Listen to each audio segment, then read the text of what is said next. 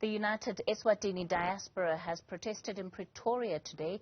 The group's calling for the release of political prisoners following pro-democracy protests in the country.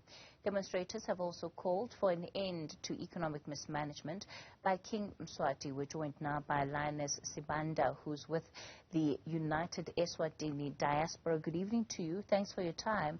Firstly, are you hopeful that your protest today will yield some kind of positive result?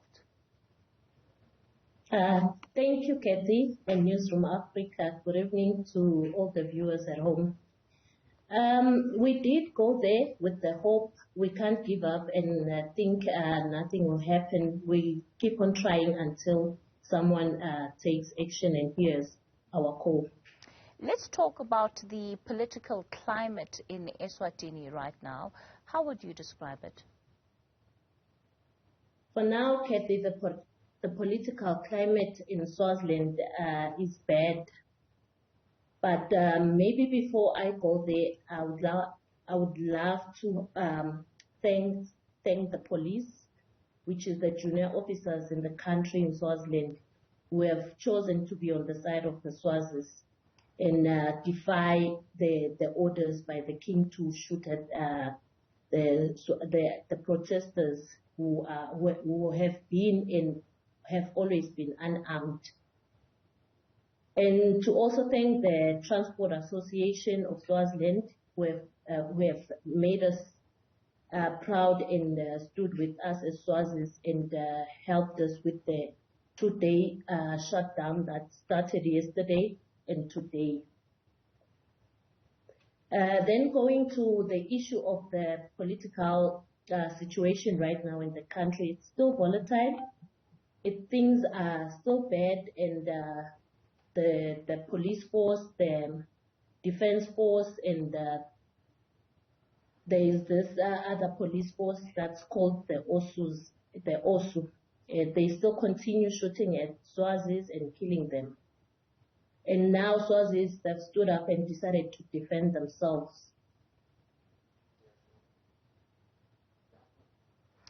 So you talk about, this two-day shutdown that has been taking place in eSwatini. What we have seen is the arrest of different players, whether it's MPs, whether it's ordinary people, over now what is a prolonged period. What are those arrested saying about the circumstances under which they've been taken into custody, the experience that they're having in custody too? Thank you, Kathy, for that question. For now, I would say they're being ill-treated inside the prisons, which is the two political leaders and the other Swazis that have been incarcerated by King Mswati since last year. And it's over a year now. The treatment they've been getting is not getting any better. They're being denied going to hospital when they're sick. They're being denied, today they denied them the bail.